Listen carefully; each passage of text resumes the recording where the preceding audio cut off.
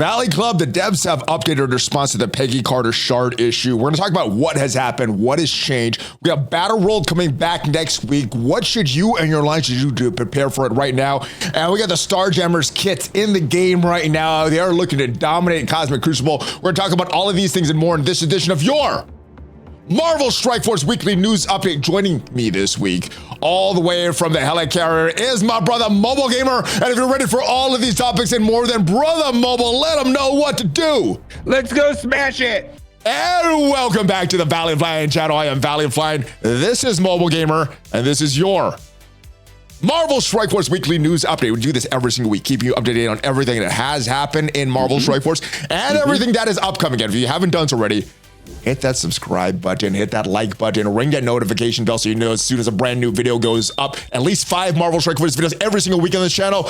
But how have you been, MobileGamer? It has been a while since we've discussed Marvel Strike Force. How's your experience this week been in Marvel Strike Force? Lots of errors that's been going on. Marvel Strike Force, it's a game.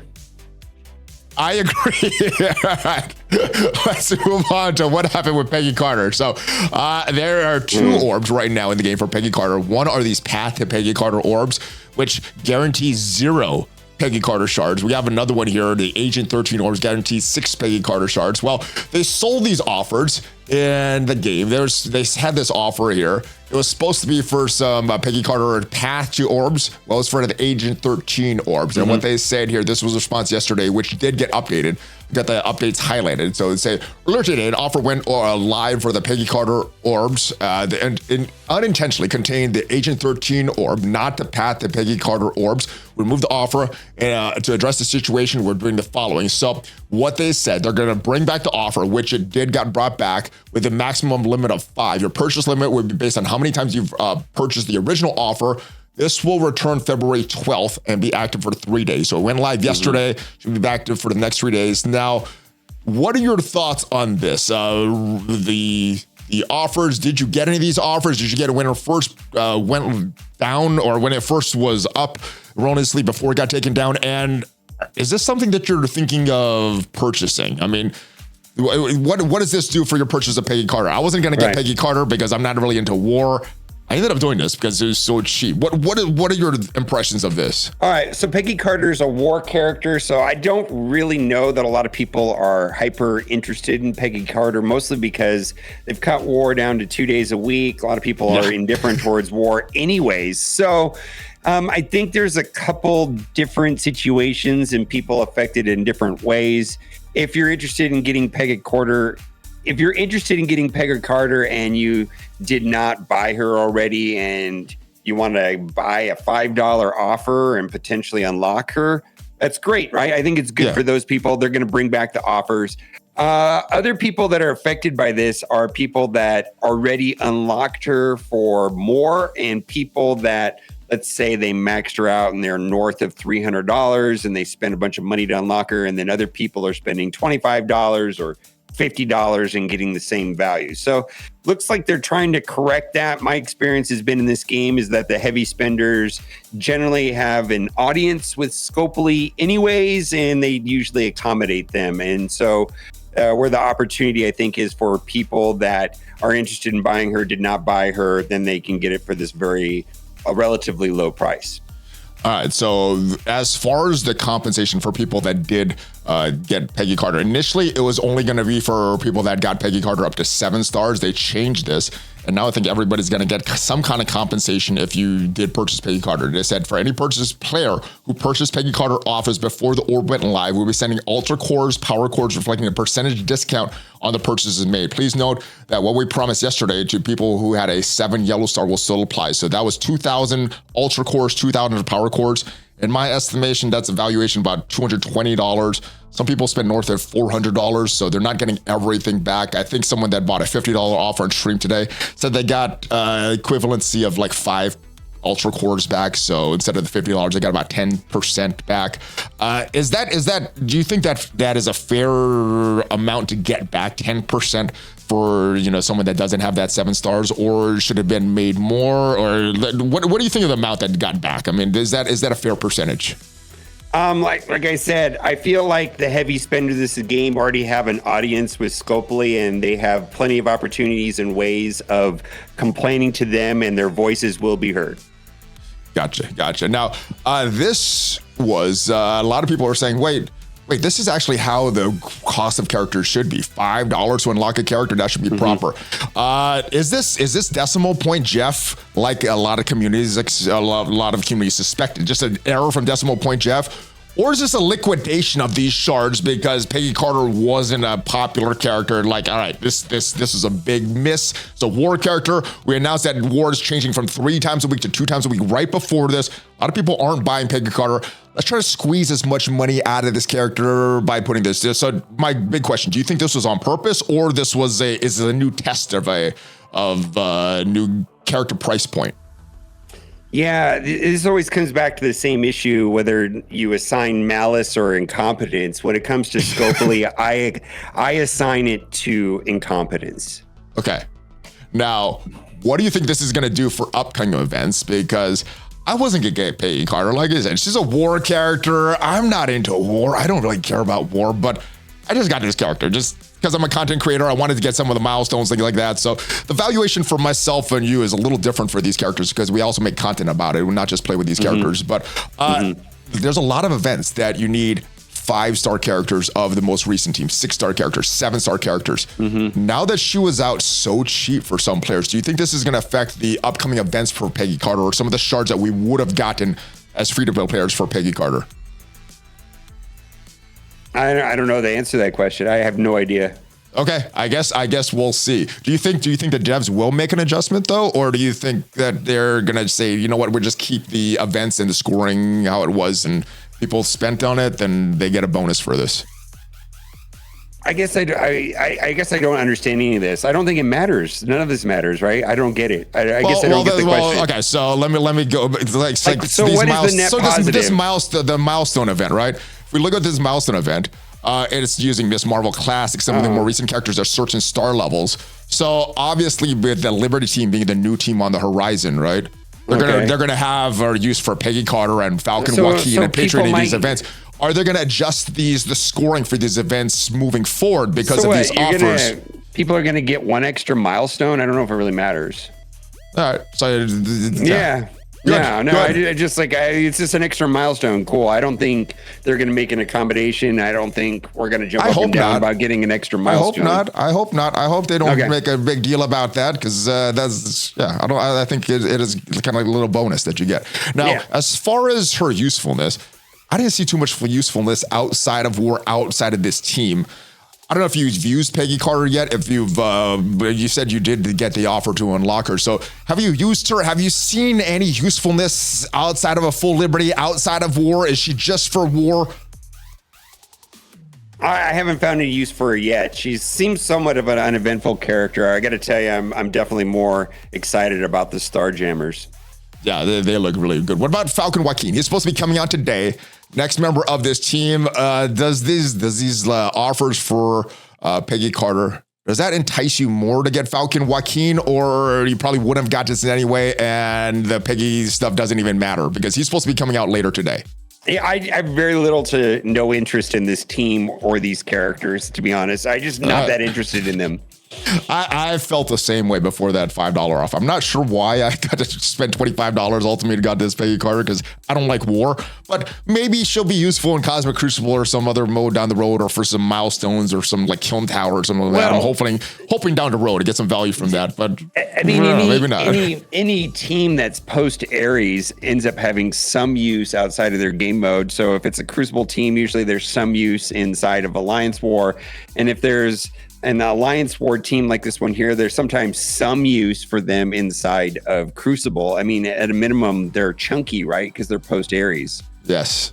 All right. So hopefully there's a little bit more use, because I thought they were pretty tough when we did the Cosmic Crucible tournament, but other players used other teams and like beat it very easily. So yeah, this was a non-event team inside of the Crucible tournament for the Envoys. Unless you were stupid like myself and brought in the wrong team and got wiped out in your first play, and then after that we just kill them. But yeah, I didn't bring the right team. All right, Next, we got some Valentine's Day codes here, some QR codes. The first one was for 2 million gold. The second one for 300 L3 training mats. This is the first one. Now, some people are having issues with claiming these. So what the notes here say, each one redeemed once per player. Expiration for all codes is in 4 days. So Monday, February 17th. So you have until that to claim these codes. If you scan the codes for the first time and receive an error, close out the game. Try to scan the promo code for other troubleshooting. There's more info in the Discord server, the game news. So this is the first one. And if you want to just scan this from the video, screenshot the video, you can scan this, open Marvel Strike Force. And this is for 2 million gold. The next one has Professor X on it. This one is for some training mats. Same thing here. You could screenshot this portion of the video and open Marvel Strike Force with this QR code. Most recent one we has is from yesterday. There should be another one coming out today, but this is also for 2 million gold. Same thing here. Screenshot this, open this. So I like the free stuff, but not everybody does. There's some issues that people have with QR codes. What are some of the issues that you've discovered on your search for Google about what people could be complaining about with these QR codes? So there's a lot of people that said there's issue with scanning QR codes. Plus, if you don't know if the source is good, it could be malware and the sort. What I am seeing is that they're doing this so that they can access your location, maybe your IP, so that they can figure out where you're playing from. I don't know why they need to do this. I have no idea. I feel like it's a strange move. Couple things. Everybody seemed to like the redeem codes and knew how to use them. And so I think right now Marvel Strike Force has got a plan of fixing things that are not broken. Hey, let's change Crucible to a different day of the week. Hey, let's do QR codes. They can't be bothered to fix things that are broken. They're choosing to fix things that work well and waste time on that. So it's like somebody over there is of the mindset of let's break things that are working so that way I can look good when I fix the stuff that I broke. I just don't understand what's going on. Well, I guess they're trying different things. I'm not sure why they would want this. Your location, because they kind of have that already. The time and date you scan that. I mean, obviously they know when to scan. I'm not sure what they're trying to collect or if they're just trying to introduce more resources into a new way. I'm not sure what the end goal of this is here, but you know what they say in the tech industry, right? If there's no cost of the product, your information is the cost of the product. So that could be something that they're doing here. But if you don't have a problem with this about your location potentially being shared, the time and date that you scan it, if you don't have a problem with this, make sure that you go and scan these QR codes. If you do have a problem with that, then maybe don't scan these QR codes. Any other thoughts on this? I don't have an issue with the QR code. It's just kind of strange that it's very challenging to do if you're playing on BlueStacks on your computer. I had to actually use my phone or I had to screenshot it. And then, when I screenshotted it inside of iPhone, there's a way of in the photo hitting a button, then you could click the QR code. It's just like, what was wrong with the old system? It's like somebody made a new system for what? They spent time on this, I guess. They like you taking extra steps, Mobile. They don't want you to just enter a code that you could just write words and then you got to take like 3 steps to do it. All right. But that's what it is. I don't know. I think it's good that they're trying to give free stuff. I wish it would take less steps. What's wrong with the redeem codes? I don't understand why. I don't know. I like those. Let me ask you a question. Did a single person ever to you in your comment section or on Twitch chat say, I hate playing Cosmic Crucible on Monday through Wednesday? Or did a single person in your comment section? Oh, that's a whole different issue. I'm not happy about Crucible being changed. Ever say, hey, I hate these redeem codes? Nobody has ever said that. So, like, why change something that works? No, but I have people say, hey, this redeem code doesn't work for me. But I've also had people say the QR code's not working. I don't know how to use it as well. So I don't know if it solves the issue there at all. If there was data that suggested this was bad or people hated it, I mean, I feel like they can go on Reddit and find 900 things that are absolutely atrocious with the game, like the stores and unnecessary currency. My goodness, work on the stuff that we're telling them is garbage and don't bother with the stuff that we like. I don't understand what they're doing over there at all. Yeah, I don't understand some of the things as well. It's weird. I do like some of the things though. This is a new thing, the Lilandra event giving out for free. Yeah, to wait 10 weeks for it, but you get a free 7-star. They're not doing any purchases. They're not doing any orbs, so it's just all engagement. Is this going to up your engagement? I kind of like that they're adding this. This wasn't something people asked for, but I like what this. What are your thoughts on this Lilandra event? 7-star in 10 weeks based on Crucible, raids, and then some StarJammer things that they're doing. I don't know, down to sometime in March. So in general, I think this is good, but I kind of want to know what the catch is. I suspect that unlocking Professor X is going to have something to do with the star levels of Lilandra, and spending money will allow you to get Professor X faster. I believe that is the plan here. It's not clearly spelled out, but what would be the upside of spending money on getting her earlier unless it was tied directly to Professor X? Yeah, maybe the rest of the StarJammers, so Howard and Havoc are also needed in that. So if you have Lilandra, it's good, but it's not going to really work unless you have the others, and maybe that's your end game here. Well, maybe no, I mean, they explicitly said she was required to get Professor X. Like, yes. In addition to the other three, we're talking about Odin, Old Man Logan, and Shadow King. They said that, well, those three may not be required explicitly. She will be. So I'm curious to see if this staggering out 10 weeks actually slows people down from getting Professor X till the end of the 10-week period. And if you want Professor X earlier, then you got to spend money. I suspect that's what they're trying to do. Well, April 18th is when this should end. The 10 weeks should end because it's going to start tomorrow, February 14th. And 10 weeks from that is April 18th. Is Professor X going to be event live at that time? I don't know. But it could be a situation kind of like Old Man Logan, right? We had some requirements. People built up those requirements, but then you didn't have a big Spider Society. You weren't able to get that full unlock. If you didn't have Super Scroll, you weren't able to get that full unlock. So we do know Lilandra is a requirement, but without some of these other characters, potentially Howard, potentially Havoc, I don't know. Without some of these other characters, it's probably going to be very, very difficult. That's what I'm suspecting from Professor X. Is that different than what you're suspecting, or just Lilandra is the key? Yeah, they said that there's going to be 60 nodes, and we really don't know.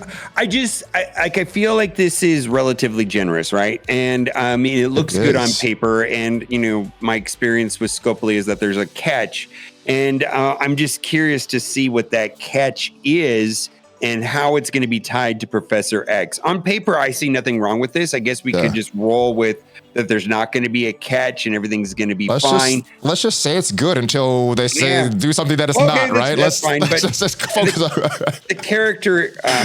First of all, I like the StarJammer team. They look exciting. She's a part of the StarJammer team. As far as her plug and play, I don't see it. She's a part of the team, and that's fine.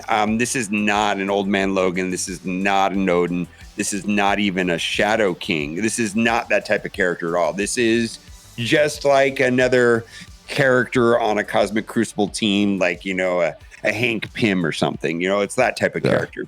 That is needed for Professor X. Now, battling Cosmic Crucible is how we're going to score some points. Raid battles, the StarJammer event. They say that you don't need the StarJammers to get all this. It's going to accelerate the process. You get Lilandra faster, but you don't really need them for this. And then an upcoming event, which I guess has not been designed yet because they don't even have a name for it. It's going to be late March, so over a month away. And I think this is all looking good so far. It's all looking good so far. I'm just stare with me and my cynicism, and I know I've been pretty negative in this video so far. Sorry, but anyways, because I am negative right now about the game. It's just the game is in a weird place, and I'm not happy with it. I totally agree with you. I'm not happy with it, but I still have this happy attitude. My apologies for being negative. When I have good things to say, I say good things. When I have bad things, I have bad things. You can't ever apologize for honesty, brother. So let's say you want to be the very first person to unlock Professor X. Well, what if that's dependent on the star levels of Lilandra? Which Lilandra, to get her unlocked quickly, is going to depend on the star levels of the other StarJammers, right? Because it's going to be showcases. So they may be positioning themselves for someone to buy the entire StarJammers team in order to be first and early on Professor X. I suspect that's the play here. Probably. But yeah, it looks good so far. Let's talk about StarJammers though. Yeah. Havoc Howard the Duck, we got their kits earlier this week because I guess they erroneously went into the game. They went into the game early this week. Yeah. Howard, I like how this character looks pretty good. We got Havoc in the game as well. And we got the character model for Lilandra. It looks kind of like an Ocean Master from DC, in my opinion. But as far as their kits, we got their full kits when these are released. Havoc looks very good. I mean, this full team looks awesome in Cosmic Crucible. For me, Havoc was all about barrier, countering barrier, and then this passive here, kind of like Gambit. When an enemy attacks this character, a StarJammer ally or an X-Men ally, and I like that they're extending to X-Men. You're probably not going to use them in X-Men, but just thematically, I like how they're including that. Attack that enemy, 200% piercing, unavoidable, 50% damage if that enemy has barrier. Anything else stood out to you about Havoc? Well, the X-Men tag, which means he could be useful with Professor X. They did say Professor X is going to be a plug-and-play character, but we have a lot of X-Men that are very good recently. We've got Omega Red Phoenix Force, Phoenix Rework, Havoc, and then Nightcrawler's Nightcrawler, right? Yeah. And we got kind of a sort of a new X-Men team, the Uncanny Avengers, and I guess the Crucible Immortal X-Men is a new X-Men team. But yeah, it looks like it's going to be very strong. And I also like that X-Men tag. There's some plug and play values, not just for the teams that have now, but for the upcoming teams that they haven't even thought about yet. So I do like that. Anything else about Havoc before we move on to probably my favorite of this team, Howard? All right, let's move on to Howard then. Man, this guy's passive looks very, very strong. Yeah. We had a fake kit for Howard a few April Fools ago. How do you think this compares to that, Howard? Because that was a crazy kit. I don't remember that fake kit. That was. I don't remember it. I do remember it was insane though. It was like, whoa, that's a badass character. Right. For this one, we were talking about this before. You said it's kind of like a combination of Captain Britain, the new Emma Frost, and it's a hard counter to the Illuminati, hard counter to Mephisto and Cosmic Crucible. In Crucible, before this character takes a turn, speed bar cannot be filled or reduced by any enemy for themselves, allies, or enemies. This does not apply to speed bar gained through normal means. That's kind of like the Captain Britain one, right? Mm-hmm. If this character has 4 more StarJammer allies, the speed of all enemies can only be altered by positive and negative effects. That's better than the new Emma Frost one because it's only allies, right? Not enemies and allies, or is it the other way around? Well, so the Emma is only positive speed bar. Oh my God. I'm not editing that. So we have to pull it up. Do you have the this is kind of a hybrid of both what Captain Britain does in War and Emma Frost does in War. And so, I mean, let's just talk about what that, if this character has 4 more StarJammer allies, the speed of all enemies can only be altered by positive and negative effects. So it's saying is whatever the base speed on the character, that's what they're going to be at. There are 2 characters off the top of my head that can adjust the speed up for themselves and the team. And one of them is going to be, see, that's right there. It says non-mythic enemies cannot have their speed increased except by positive effects and rage. So specifically, this was countering Man-Thing. Man-Thing's passive boosts the speed of Night Stalkers and himself. So basically negating that part of the kick. So there's 2 different mechanics at work in this particular passive on Howard the Duck. One is turn meter fill. So turn meter fill would be like Kang giving turn meter at the start of battle. That is not going to happen. Yeah, so basically Cable does that kind of stuff. Cable, yeah. Apocalypse Power Basic, Super Scroll, that's just speed bar, the turn meter. So we're very familiar with this. Like anything that is countered by Captain Britain is going to be countered by Howard the Duck. So we kind of know it's like, okay, this team you can't use Super Scroll against. Super Scroll is all about turn meter fill. Yeah. And then the opposite of that is like going to be Eternal, Cersei, and Icarus, which have turn meter reduction, right? Yeah. When they do their AoE and AoE. That's not going to work also. Now, the second part, if this character has 4 more StarJammer allies, the speed of all enemies can only be altered by positive and negative effects. And that's this. That's going to be the speed bar, the base speed. Yeah. So the Man-Thing passive, meaning he'll be going 95, not the 30% up or the 20% up right there. Now, and then also, which makes it a little different than the Emma Frost, is that it also affects characters like the OG Emma. The OG Emma reduced the enemy's speed by 10%. Essentially, the Howard Duck passive would not allow that to do that as well. Gotcha. Yeah, so that makes sense. Yes, the only ones that I know off the top of my head, we're trying to figure it out, is Emma Frost adjusts negative speed to all enemies, and then that man thing. There may be others that adjust base speed, but off the top of our heads, that's the only ones we could remember. If there's others, let us know down in the comments. But it's different than turn meter or speed bar, which you're talking about in a lot of the kits as well. Right. So this is a very, go back to Howard Duck. This is a very powerful passive. Now, the interesting thing is speed bar cannot be filled or reduced by enemies, allies or enemies. So this is going to affect both sides. So characters that have native fast speed, you know, their actual number, this is going to be basically operating on that number without any kind of manipulation. Now, there's another part in one of the kits where it prevents them from getting positive, you know, the speed up. So that's, I think that's in the Lilandra kit. It says in Crucible, this character's former StarJammer allies, enemies cannot gain speed up, and this character, all StarJammer allies, cannot gain slow. So there you go. She's affecting their speed. There you go. So basically, you know, when the team is put together, you're not going to be able to tweak the speed, even by that means. So much for adjusting the speed meta. This is gonna be a fast team, and you're not gonna be able to screw with it at all. All right, we got two other members though that were in the game. Their stats, their updates are live in the game right now. Wasn't sure what happened to them. I'm just seeing these numbers now. Groot's health stats got increased majorly. I mean, he was a day one character. Same thing with Rocket. Man, some huge stat increases for both of these characters. I mean, they're very, very good now. I mean, there's a lot that went on with them. Have you seen these kit changes to Rocket and Groot? Yeah, I mean, the main thing I saw there was, of course, there's massive stat increases, but the key thing I saw was Groot having a mechanic similar to that. Thanos, this one. No, it's not Thanos. That's going to be like Shadow King. Shadow King, so that way he can basically clear the negative effects off the team, which is absolutely not as good as Endgame Thanos. Endgame Thanos is positive effects. Yeah, this is negative. Okay. Yeah, so this one gets rid of trauma on your team, where Endgame Thanos is getting rid of safeguard on the opposing team, which is considerably better. One is a negative effects, the other is a positive effects. Okay. Yeah. So similar to Shadow King.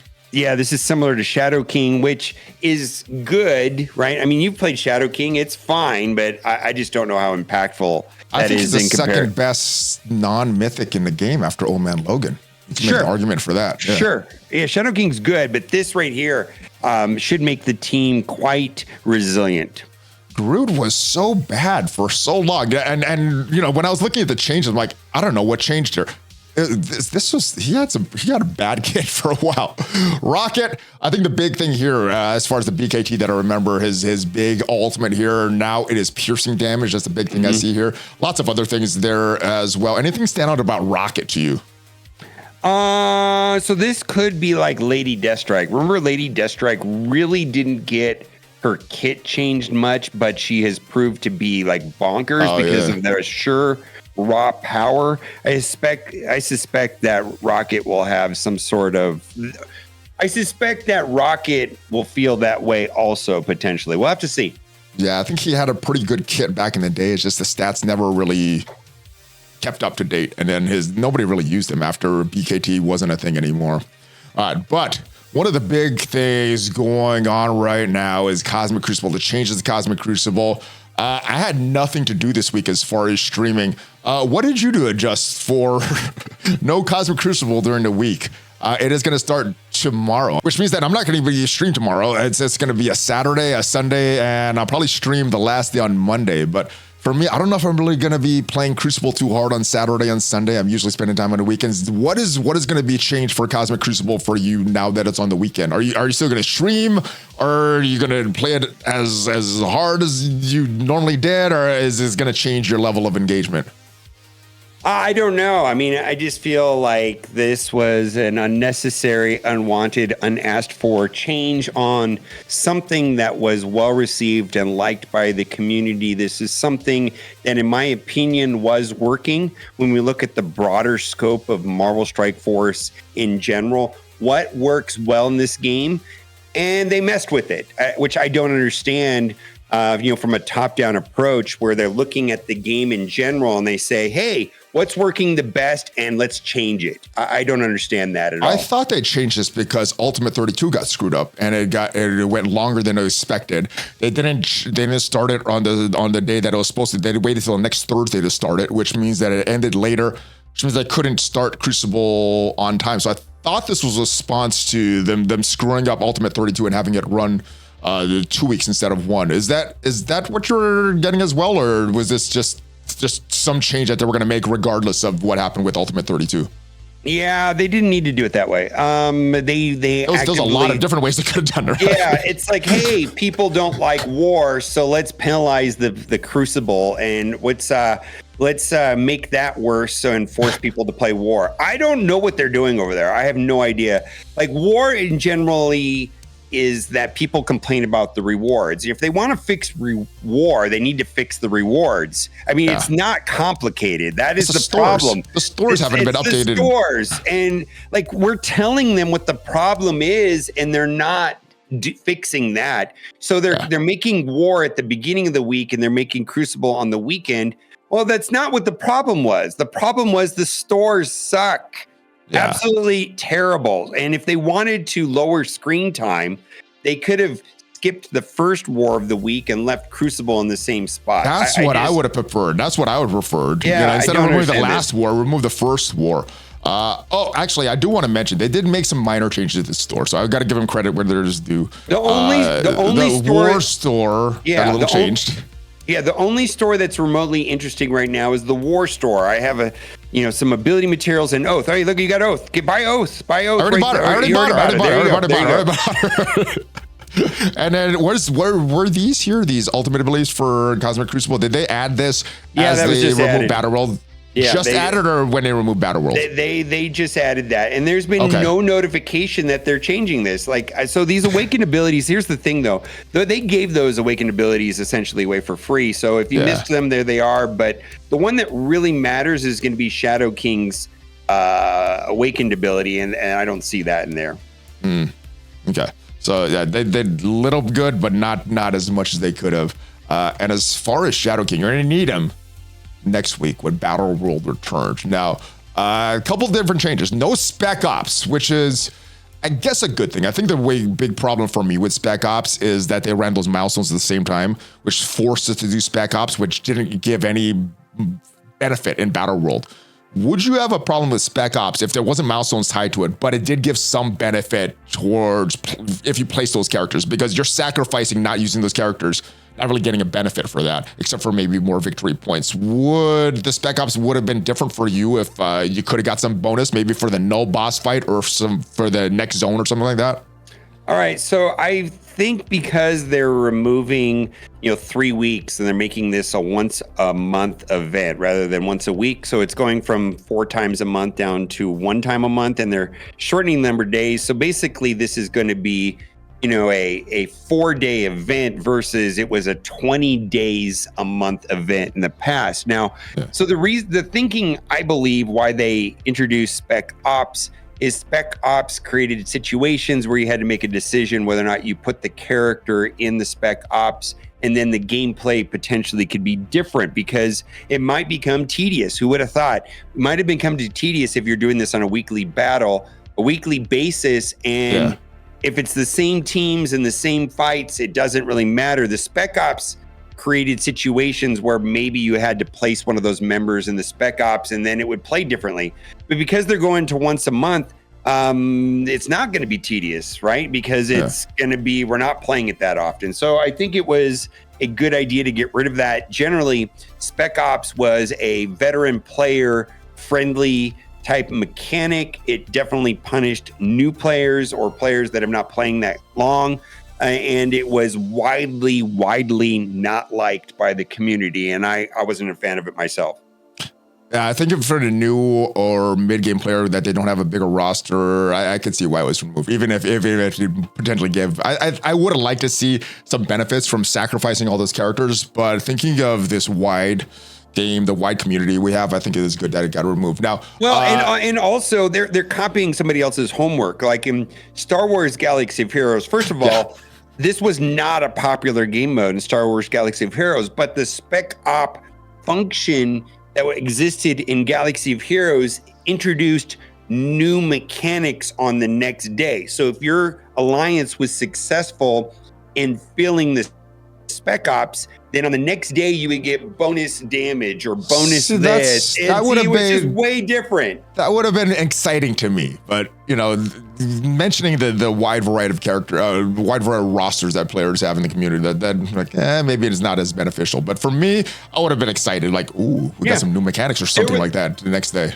There was no upside to doing the spec ops other than it was like a penalty where. Galaxy of Heroes, those stupid milestones that they had running, you kind of had to do it, or right.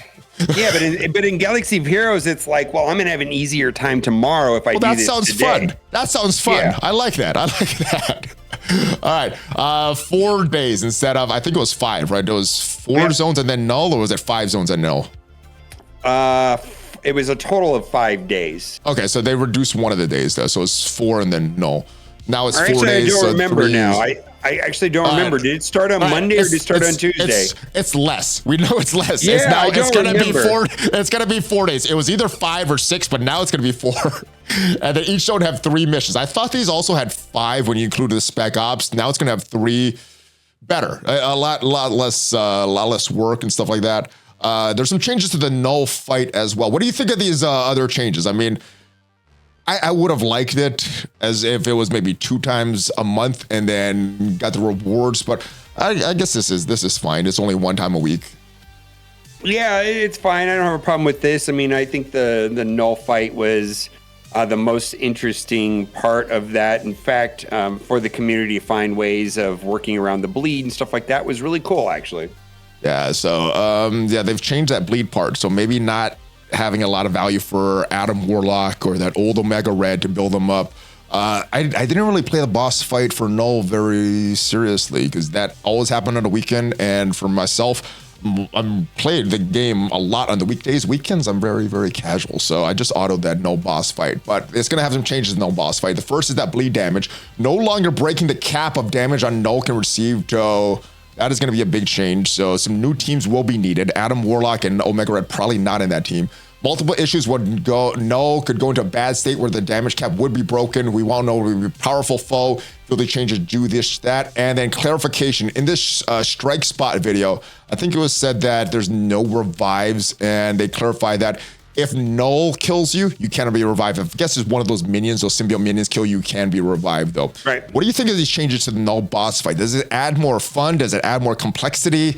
What does this do for you? Because I never really play that null boss fight super hard. All right. Well, clarification on null boss fight. Characters can be revived if they are not killed by null. So basically, it's going to work the way that everything reads.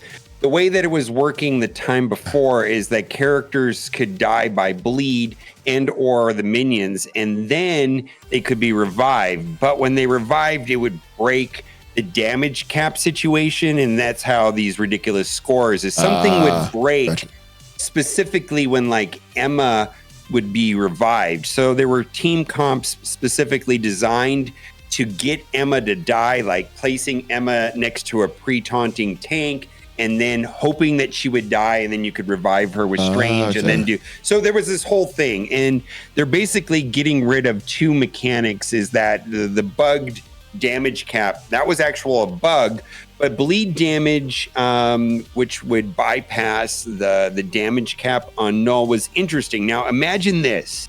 Yes. Imagine that. Well, no. Imagine this. What if there were 20 or 30 bosses in Marvel Strike Force like null, and one of them, like null, for example, bleed was the way to beat that boss, and the next one wouldn't have that, and they'd be different. All they've done is they removed a clever, smart way that the community discovered to beat null, and now we have to use the teams that they sell us. It sounds super fun, Mobile. I love that. Hey, I love playing a game like that. Did you buy Astral? Oh, you're so creative. Yeah. Oh You're my God.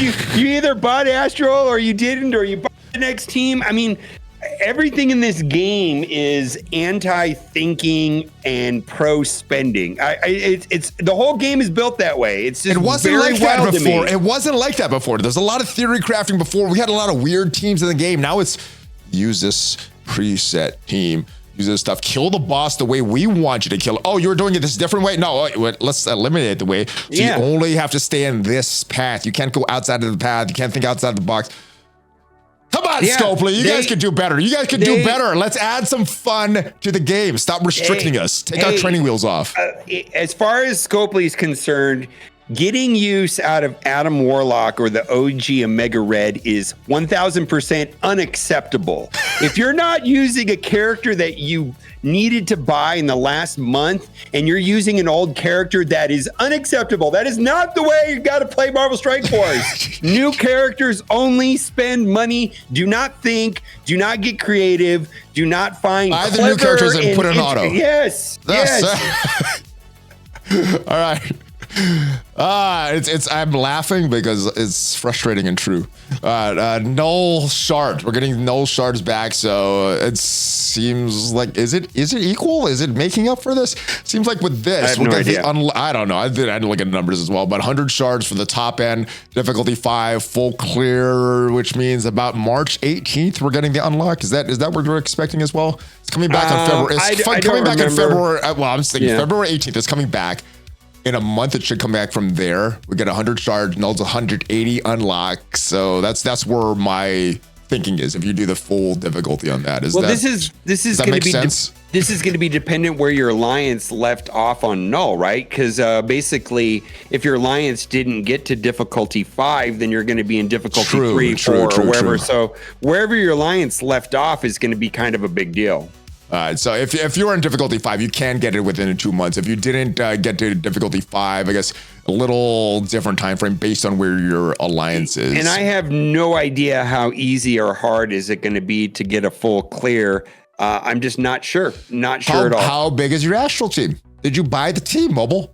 Did you build up the team that you wanted? I know, right? I feel like it's just like, I mean, maybe we'll be able to like on the, because, you know, we got 3 attempts and maybe the other attempts will create something interesting. But I feel like most of the new characters' kits have anti-barrier mechanics. And because Null's main way of damage mitigation was barrier, I believe on the highest difficulty the last time, Null had like 12 million barriers. So if you were hitting into barrier, you're wasting your time.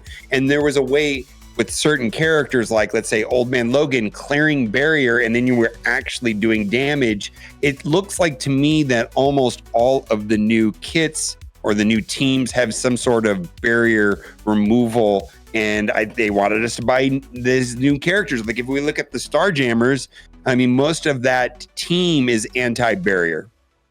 So you don't have to think. So you just buy the new teams. Just buy the teams. Don't think. So listen. This is what we need to know. If there is a really cool team that does well against Null that uses a character that is old, they will fix that problem because that is a problem in their eyes. Because that's not making money. It's a revenue problem. Yeah, new characters only. All right. Well, we got a new month-long milestone event. Hercules is a newer character, and I guess I was kind of surprised. I guess I shouldn't have been that Hercules is a character in this month-long milestone. Were you surprised? Were you hoping it was to be something else, some other type of rewards? I actually didn't think about this too much, to be frank with you. I mean, monthly events. I mean, I play the game the same way every day. Very rarely am I looking at monthly events, and that is, they are not going to change the way I play the game. I usually play the game the same way, regardless of events. So whether they're there or not weekly there. events, not monthly events, weekly events? Does this dictate how you're playing? Because it dictates a little bit for me. Because there's a few things you could enjoy about Marvel Strike Force: the actual gameplay, the collection part, which is something that I've liked, the min-maxing these events, that's something that I'd liked as well. So this part, I want to try to max this out with spending the least amount of money, spending the least amount of power cores. So these kind of events I look forward to.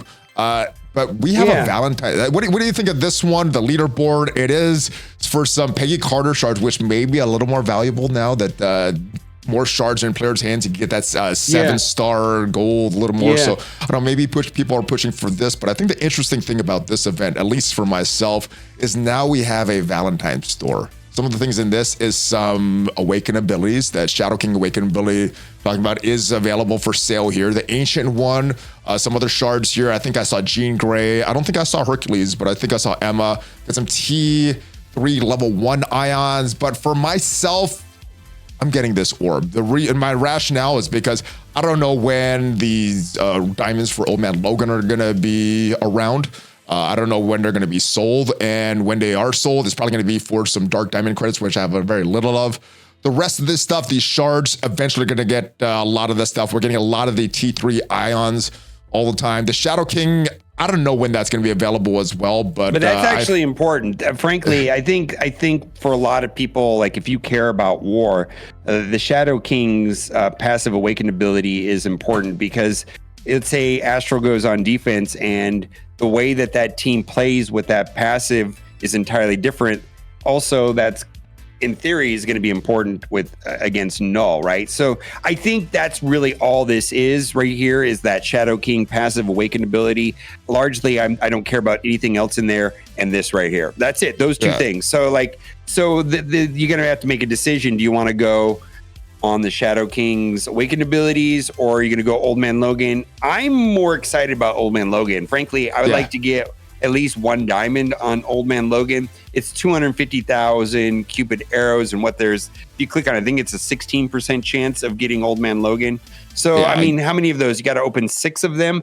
I mean, they're 16%. So what is that, 6? Anyways, it's not going to be very easy, but so 6 times 250,000. I got nothing. I got a duplicate. It wasn't very good. Yeah, 1.5 million on average. So if you're going to be able to get to 1.5 billion Cupid arrows, you can open up 6 of those orbs, and then you'll get a chance at Old Man Logan. Only a few more days. I don't know if we're going to get there. This Shadow King passive is good if you like war. For myself, I don't care about war. I don't care about war. Battleworld too. So it's Battleworld also. It doesn't just affect his Battleworld abilities to war. It extends his Battleworld abilities to war. All of it's just you war. Edit that out. It's just for war. Then I remember it takes his Battleworld abilities and throws them into war. There you go. So this is just war. If you like war, this is cool. If not, like myself, you're gonna go for this one. I think that's all there is in the store.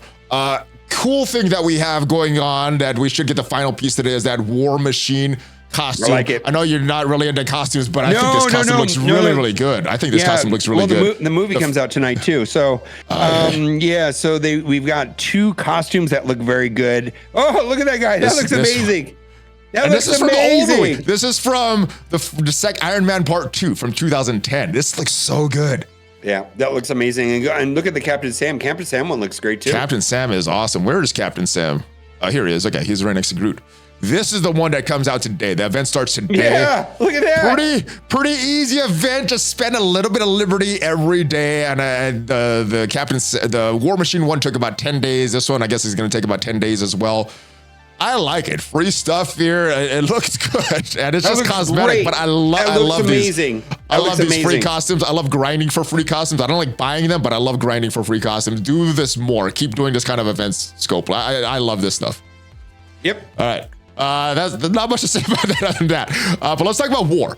War, like I said, war is something that our alliance plays, and our minimum attacks is 10. That's all you have to do. Do your 10 attacks. You don't have to win them. You don't have to do smart attacks. You just have to do your attacks, and that's what we have to do. So I don't know how these new rules are affecting anything, but what do you think of these new rules? I know you're a little bit into more war. You're a little bit more into war than I am. So what do you think of these new Tea Party rules that we have going on for Alliance War? All right, so the Tea Party rules introduce bonuses if you lose 5-man teams on Illuminati, Infestation, Annihilators, Astral, and X-Men, right? So it's interesting. Now, I have not found yet that using the prescriptive teams on defense is that impactful. And generally, mixing up the defense and throwing in those key zinger characters, whether that is Black Knight, Ares, or Chavez, or Odin, or Mephisto, or Super Skrull. You know what I'm talking about? Those zinger characters, right? Yeah. Is still usually the mythic characters. Yeah, those characters. I think from my initial thoughts, what we've gone through, one war. It feels like to me that using the 5 teams on defense is somewhat uneventful. Now, it does create a situation where there's monstrous Astral. I saw an Astral at 10 million. Now, I do not know. What? I mean, What? 10 million. What? And how do you know? Goodness. How do you know if Shadow King had his passive, right? The Awakened ability. I don't know, right? I just don't know. But I was able to go in with a 5 million like Mercs with dropping Death Pool and put an Apocalypse. And I was able to beat it. It was like a 5 million punch up. 5 million punch up. Jeez. So would it have been better to drop, let's say, Moondragon and put in Chavez? Would it have been better to drop Doctor Strange and put in Ares, or something, right? I suspect so. I really do. I suspect that mixing up these hybrid teams and creating some confusion so that, the prescriptive counter sheet doesn't work, and, Chavez just throws the whole matchup of that you're planning on using, whatever. I think that's still going to be the plan for wars. I think the hybrid teams always pose a little bit of problem, especially if it's not a standard hybrid team, because the standard ones, we know the counters, we know how to do those matches, we know the turn order of that. When you change one element of it, it could change up the whole matchup. So I think that's where the standard teams lack a little bit. So some people, I think war, for people that take it seriously, has been time consuming and causes burnout. And I think they're trying to mitigate some of that. I'm sure there's a lot of players, even myself to a certain degree, I do like the agency of setting tricky defenses or coming across offenses that are coming across somebody else's defense that is different than I've seen before, and seeing different matchups rather than the same matchups over and over. I think those are cool things. Yeah, I think there's advantages, disadvantages to both, and I can see why they want to simplify it a bit, but I don't know that giving these stat boosts is enough to force everybody to use those teams. I don't think I'm going to put a full Annihilator team on defense. I mean, the 3-piece is great, but Silver Surfer, not so much. The other ones maybe just because I don't want to think too much, but yeah, I don't know. War is what it is, guys. Let's move on to the race to 105 milestones. I saw your account a little earlier as you were flashing it when we were talking. You got to 103.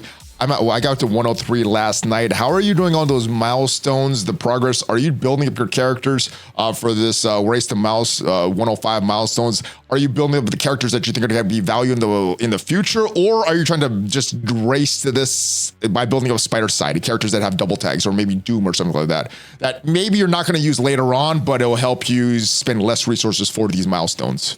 All right, so I did go through and heart the characters that I wanted to upgrade. So, there's 20 characters per origin or whatever, and there's some characters that count, that double dip.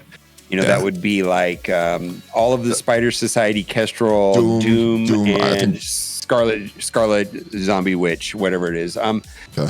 So but when I went to like 100 to 101 to 102, and now I'm at 103, I only did about 15 of each. Does that make sense? Okay. And what I'm finding, so I didn't quite do the full 20. And then as new characters are coming to the game, I've been doing those instead of like an older character that has little to no value. I'm not willing to do that. I'm shooting for milestone 15. That's all I want. So that's 10 characters to 105. That's what it's going to take. Are you shooting just for as much as you can get? Or is there a certain star target that you're looking for a Mega Red? Well, everybody's in a different place in the game with the amount of gold. I mean, I started off with 300 million gold and probably 100 or 200 million in orbs. Like, so like I had more gold than a lot of people have. And so I think the smart play is to upgrade the good characters, your arena teams, if I don't think it's smart just for the sake of the event to upgrade bad characters. So like, I think like one of those characters would be like Doom. Yeah, you can get double credit points, but are you upgrading Doom? Is it worth the gold? No, I don't think you do Kestrel either. Spider Side is a little different though, because they do have value in the raids. Right. They were once valuable in Cosmic Crucible. They're okay. They have okay value now. I wouldn't say they're useless in Cosmic Crucible, and they're okay in War, although they're countered by a lot more. They're not useless. Spider Society is a little different in that sense. So would you do Spider Society? I think there is value taking Dark Dimension 8, but not building them after that. Yeah, Spider Society still proved to be a very useful team, and some of them have plug and play. Like Pav is a super good plug and play character because of his passive, right? Pav is the only one. Pav is the only one I might take up. I don't think I'm going to do Peter B or Penny. Yeah. So and then there's been situations where Noir is very useful too with his passive. It's really up to you, but I think if you focus on the S tier characters, the Odins and the Annihilators and Old Man Logans, things like that, and just take your time, do whatever character is important to you based on your rosters. I got to say this kind of stuff where we have to make decisions on what to do and how to manage our resources is one of the things I like about Marvel Strike Force. I mean, I think this is the type of stuff that really does it for me, and why I like Marvel Strike Force is having to make these decisions. It's a resource management game. How you manage your resources for me is part of the fun and the challenge, and trying to be effective in how I manage my resources. And that's, some people don't like that, but I that's one of the things I enjoy about Marvel Strike Force. It most certainly is a resource management. You absolutely have to know the last last 4 digits of your credit card, and then the back CVC 3 digits. It's a resource management game, absolutely.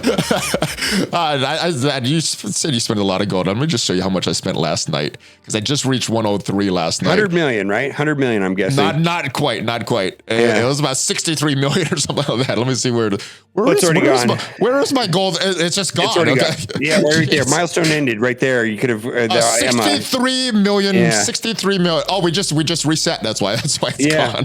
I didn't even notice that. All right, one more thing. We got an event coming up next week. We got some DATAMINES about it. This is what is the name of this event? The Life and Liberty event. That is the event coming up next week. So it says clearing waves in Battleworld is how we gain progress. Battle in War with mighty Avengers on offense or defense. I like that they've changed that. And I think the event going on right now is offense and defense based. Battling in War with Hercules. So that's probably based on star level. Opening infinite Liberty orbs. I'm wondering what that is. Is that something for sale? Is that going to be something from web milestones? And then also the web milestones. Are you doing any prep for Battleworld because of this? Or you just, because you've been playing for so long, your roster's pretty big, you probably no trouble clearing these waves? Yeah, I'm not doing any prep. I mean, as far as min-maxing events, and, it was a situation where you could save campaign energy or ISO energy, right, to get better results on certain events, of whether or not you thought the event was worth pursuing. But right now, everybody's trying to get to 105. And so there's not a lot of min-maxing as far as I'm concerned with events at this time. I mean, do I spend 50 cores refreshing a certain node to finish a web milestone? Yeah, I mean, I'm doing that, but any other like resource management or thinking about trying to min-max certain events is not really happening right now. Yeah, I agree. I'm saving for a lot of these events that are coming up, but what I'm realizing, like with this love and war event going on, love and war event, you got the meta item, and then usually maybe a few after that are easy to reach if you do a lot of core spending. But then that, at some point, it's just about spending real world money, and then those milestones are hard to get, and I'm not doing those. But 100 core refreshes, you could get a few past the meta item, but not all the way down, if that makes sense. And that is it. Lots of stuff coming up, lots of responses. What is your overall impression of everything coming up next week, brother? I'm looking forward to Battleworld. I think that's kind of interesting. I really wish they would take Crucible back to the beginning of the week and move War to the weekend. I think that seems more favorable to me. And I'm looking forward to getting Professor X. So those are all the things that I'm relatively excited. Rest of it is just, killing time till we get there. I'm playing other games during the week now that there's no Cosmic Crucible, streaming DC, Worlds Collide, and picking up other games as well. So I guess there's a benefit in moving the Crucible. But hopefully you got some value from this video, guys. And if you did, check me out on social media. Leave this video a like. Make sure you check out MobileGamer's channel. You guys probably go there and look at all the videos anyway. So make sure you check it out if you haven't done so already. And if you want to see what are the best teams in Marvel Strike Force right now, check out the video up there. And I'll see you guys next time. Have a great rest of your day. Hulk fist bump, ValleyFlyin, MobileGamer out. Woo!